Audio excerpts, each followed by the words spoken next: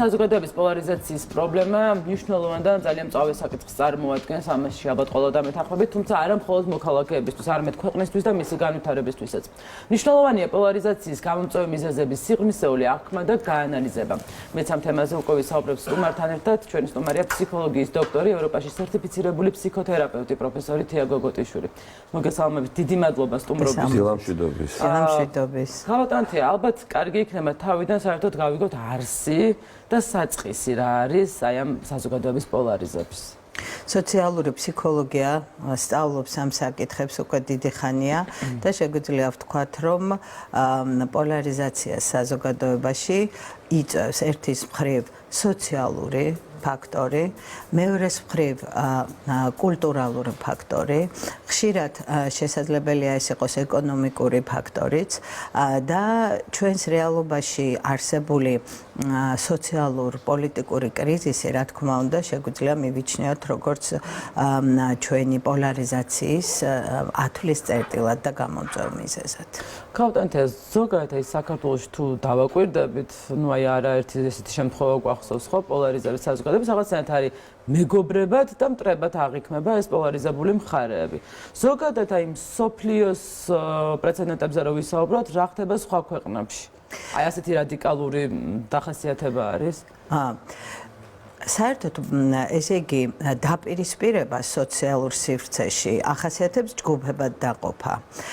მაგრამ პოლარიზაცია არის ამის უკიდურესი ფორმა, სადაც ჩემიანი, შენიანი, აი ესეთი მტრული ურთიერთდაპირისპირება, მტრული განწყობებით მოქმედება ხდება და სამწუხაროდ აქ იკარგება საერთოდ ასეთი სოციალური კონტექსტი, რაც არის ჩვენ.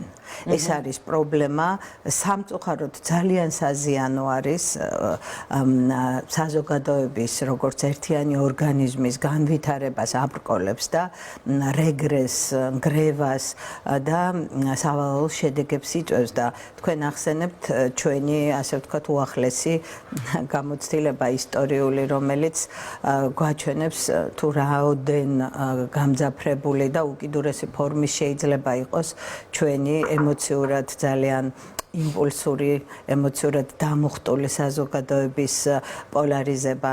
ჩვენ სულ ცოტა ხნის წინ შეიარაღებული კონფლიქტის, სამოქალაქო დაპირისპირების და ტოტალური ნგრევის პირობებში ვიყავით. ეს არის ძალიან მძიმე ჩვენი გამოცდილება.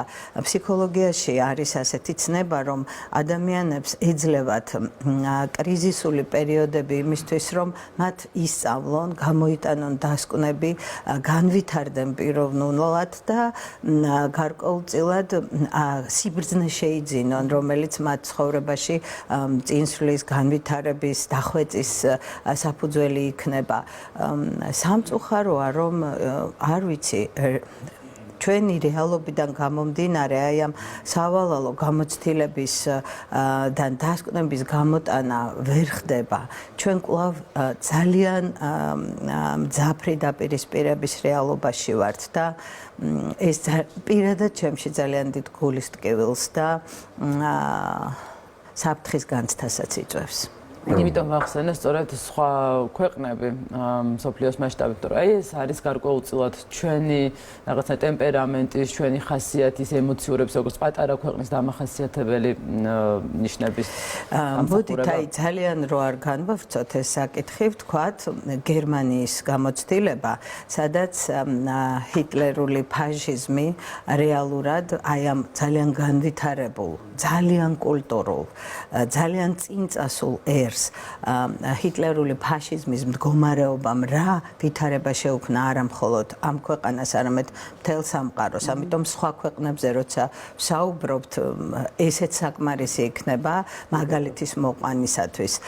მე მინდა ვთქვა, რა თანამედროვე რეალობაში რაც გნებავთ ქვეყანა იყოს და მე მოვერიდები ახლა პოლიტიკურ კონტექსტს სპეციალურად, თუმცა როდესაც ვაანალიზებ სამყაროში რა ხდება დაპირისპირება სხვადასხვა ქვეყნებში დამერწმუნეთ, რომ დაპირისპირება კულტურალურ, იდეოლოგიურ, პოლიტიკურ კონტექსტში და საფუძველზე ხდება, მაგრამ რა ფორმით და რა გამოხატულება აქვს ამა თუ იმ ქვეყანაში აი ამ დაპირისპირებას, ეს მეორე საკითხია. გარდა ამისა, ვთქვათ, თვითონ ზიანის მოტანის პერსპექტივებშიც განსხვავებაა თავისთავად, იმიტომ რომ ის ქვეყნები, სადაც უკვე ძალიან ძლიერად დგას, ესე იგი დემოკრატიული განვითარების ხერხემალი ძალიან ძლიერია, იმ ქვეყნებისთვის ასეთ პოლარიზაციას ისეთი ზიანის მოტანა არ შეუძლია, როგორც აი ასეთ ჯერ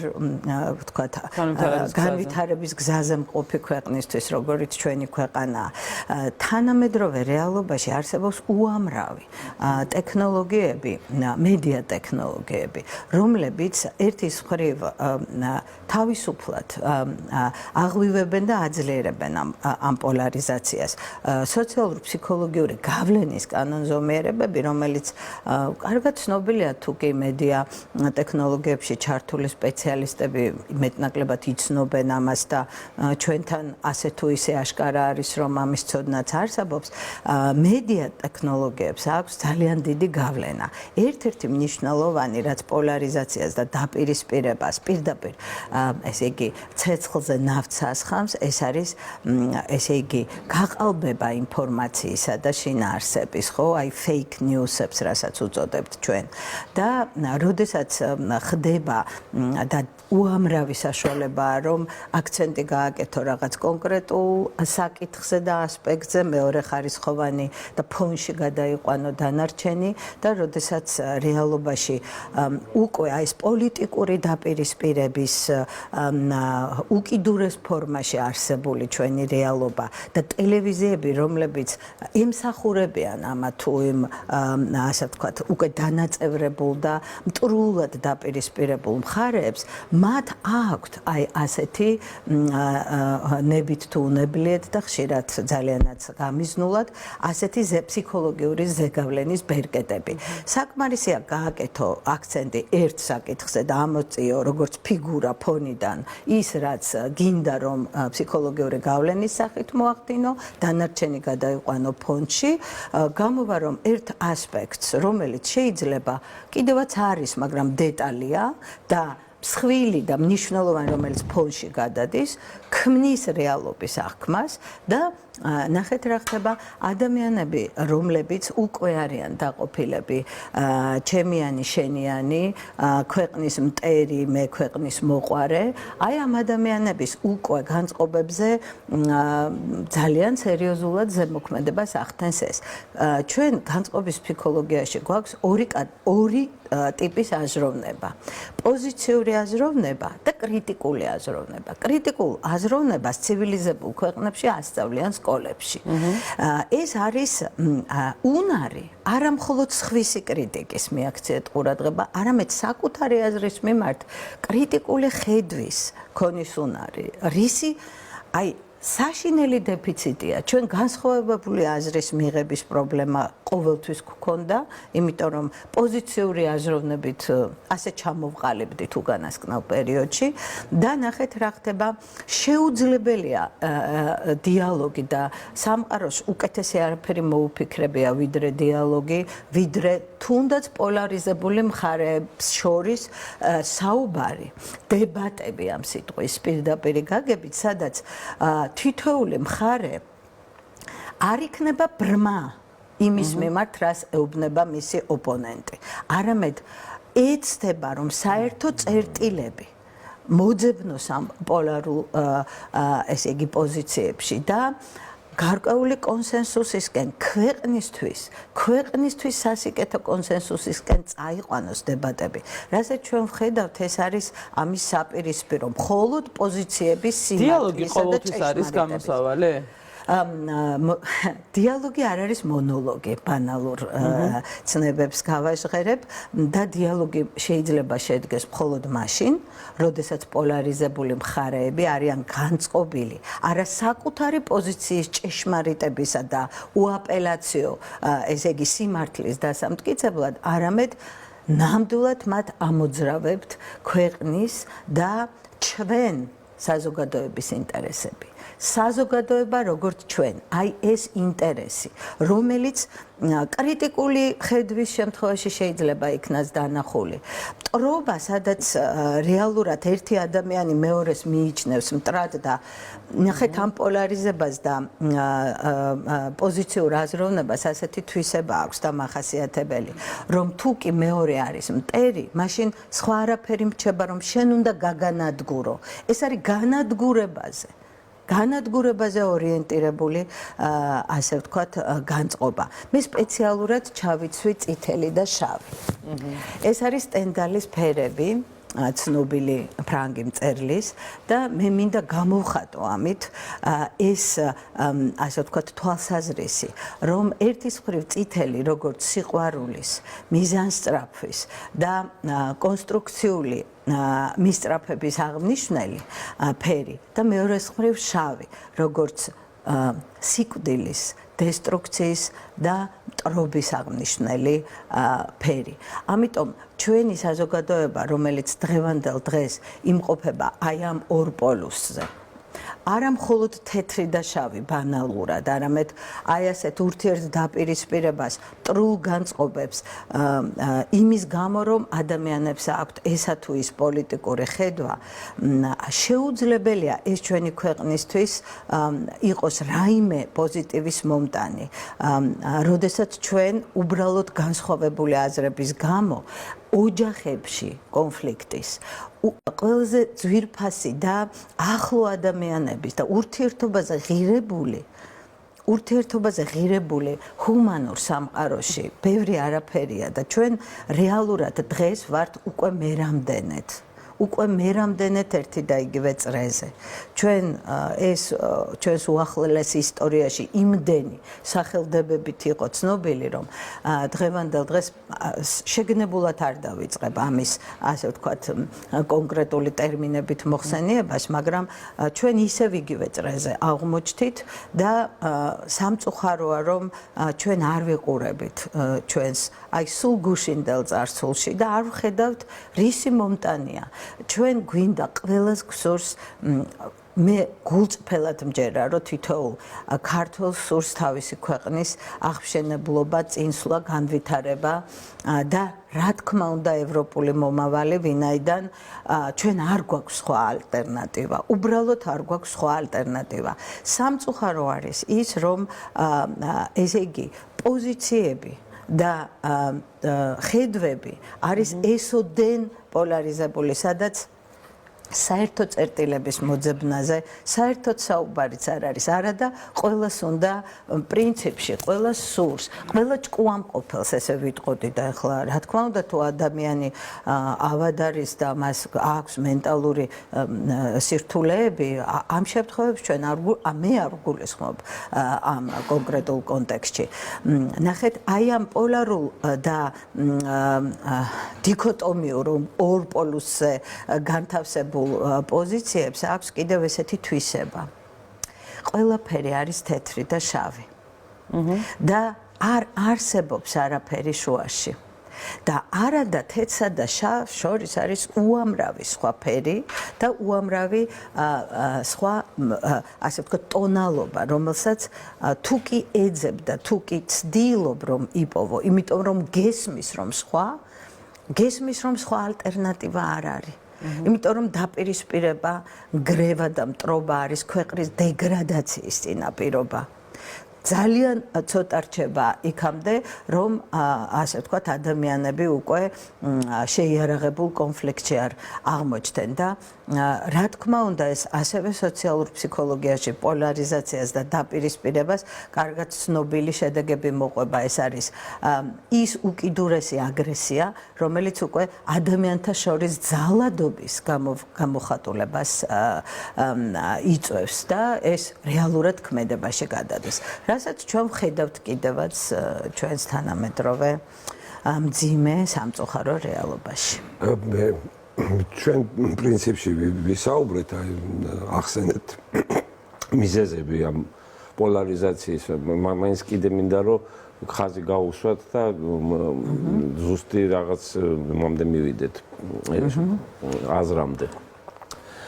პოლარიზაცია განვითარებულ ქვეყნებში უფრო ნაკლებიაო, ვახსენეთ და ჩვენნაირ ქვეყანას, რომელსაც თქვა განვითარების პროცესია და ჩამოყალიბების პროცესია უკვე ამდენი წელია სამწუხაროდ, ეს პოლარიზაცია განპირობებულია, ბუნებრივად ხდება ყველა ეგეთ განვითარებულ ქვეყანაში, ეს ბუნებრივია. ეს ადამიანური ბუნებაა. თუ ეს მაინც ხელოვნური ფაქტობით განპირობდება, თუ ეროვნული რაღაც თვისებებით მე შემთხვევით არ ჩამოვთვალე, ესე იგი, ფსიქოლოგიური, სოციალური და კულტურული ფაქტორები და აქ შედის ერთის მხრივ ფსიქოლოგიური თვალსაზრისით ადამიანს რა თქმა უნდა აქვს იდენტობა, ანუ რას ფიქრობს ის თავის თავზე, თავის ადგილზე საზოგადოებაში და ყველა ადამიანს აქვს ღირებულებათა სისტემა, რაც არ უნდა საერთო ღირებულებები გქონდეს, მაგრამ მაინც თითოეულ ადამიანს აქვს სრულიად უნიკალური ერთი და განუმეორებელი პიროვნული იდენტობა.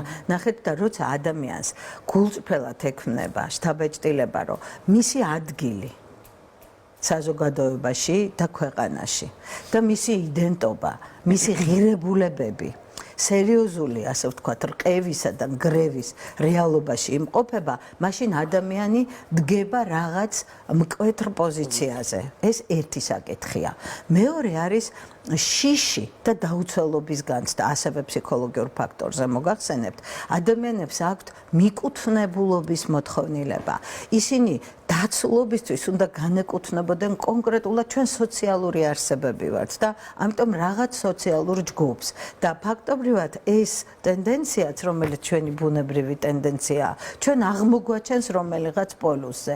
იმიტომ რომ თუ კი ჩემი ადგილი აქ ამ რეალობაში და ჩემი ღირებულებები, ჩემი გულწრფელი რწმენა წარმოდგენით, რომელიც ძალიან ასე ვთქვათ, ორმხრივია თავისთავად, როგორც ყველაფერი ორმხრივია და აბსოლუტური ჭეშმარიტებები ამ გაგებით და აბსოლუტური სისწორე, უბრალოდ შეუძლებელი ცნებებია, იმიტომ რომ ყველა მხარეს აქვს პლუსი და მინუსი. აი ეს არის დაკარგული აქ, აი ამ შავ-თეთრ რეალობაში და ადამიანები დგებიან საკუთარი ღირებულებების, საკუთარი ადგილის მიხედვით რაღაც კონკრეტულ წერტილზე, რომელიც პოლუსი აღმოჩნდა და მათ აქვთ შიში და შფოთვა. მათ აქვთ აი ამ დაუცველობის განცდა, რომელიც ასევე ძალიან დაცულობის განცდა არის ჩვენი ფუნდამენტური ადამიანური მოთხოვნილება. ეს არის რაც ასევე პოლარიზაციას იწვევს. რაც შეეხება ხელოვნურ საკითხებს, რა თქმა უნდა, პოლიტიკური ძალები არის პოლარიზებული და რა თქმა უნდა, მე მედია ტექნოლოგიების შემთხვევით არ ვახსენე და თუ ხელოვნურობაზე ვისაუბრებთ, მედია ტექნოლოგიები არის ის ხელოვნური ფაქტორი, რომელიც ამ პოლარიზაციას კიდევ უფრო ამძაფრებს, შავ-თეთრ ფერებს, რო აღარა ვთქვათ წითელზე და შავზე, კიდევ უფრო მკვეთრ, ფოკუსირებულ, ასე ვთქვათ, ძალიან კუთხოვანა ესეთ ბასრ კონტექსტს და ფორმას ზენს.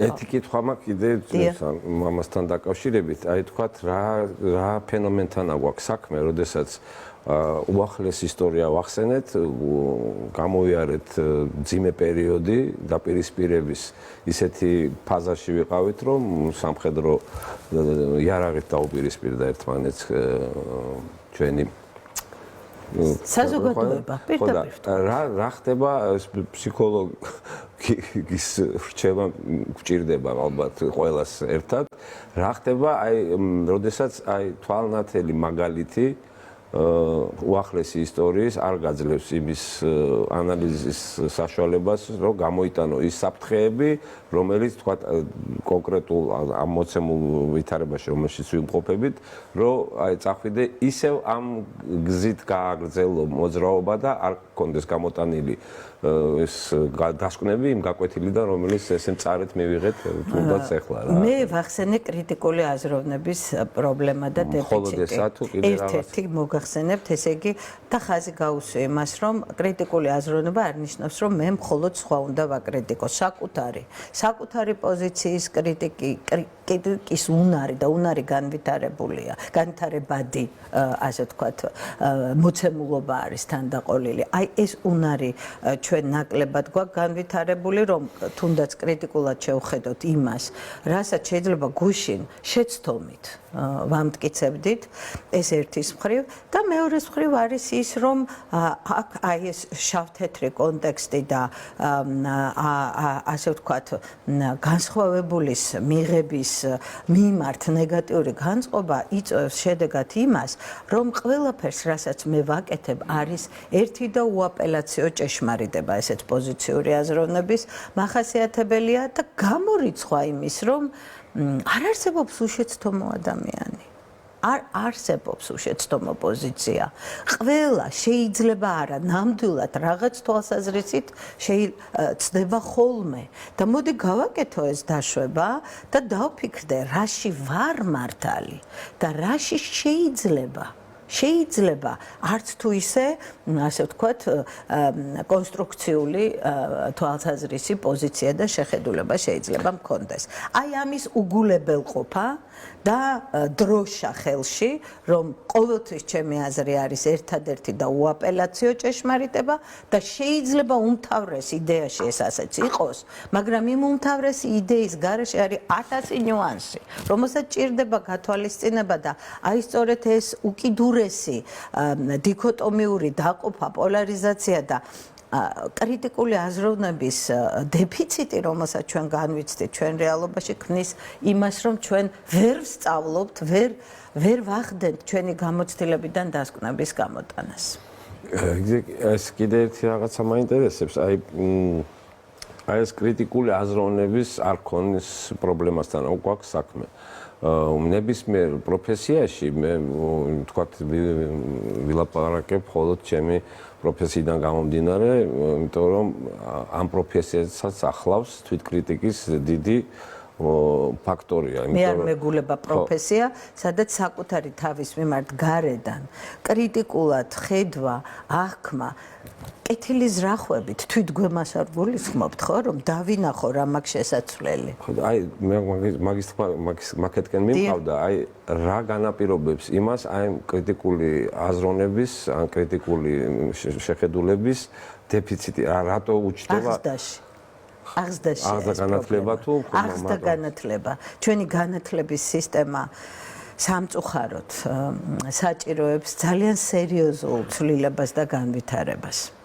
ეს რა ბევრი მიზეზის გამო ახლა ეს არ არის ჩვენი თემა, ვერ ხერხდება და დაწყებული თვითონ განათლების და მეცნიერების ასე ვთქვათ ხელშეწყობიდან და იმ განვითარებისთვის აუცილებელი ცვლილებების შეტანიდან, რა თქმა უნდა, საბაზისო სასკოლო განათლებას პირველ რიგში დავასახელებ, იმიტომ რომ შემდეგ საფეხურზე უკვე რთულდება, როცა საბაზისოდ არ გაქვს ის ფუნდამენტი, რომელზედაც დააშენებ მერე მეცნიერების კიდევ პროგრესს. ეს ერთის მხრივ განათლების სისტემის პრობლემაა, რომლის განუყოფელი ნაწილია სამოქალაქო განათლება.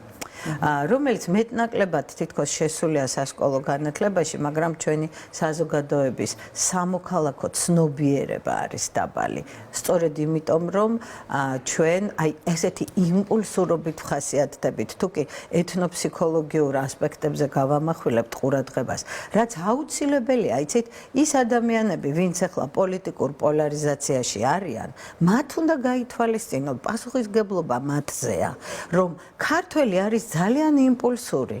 ის უფრო ემოციურად საკუთარი იმპულსებიდან გამომდინარე მოქმედებს და ეს ჩვენი ისტორიული წარსულიც ამის ნათელი გამოვლინებაა, განამარტო ახლანდელი უახლოესი მთელი ისტორია.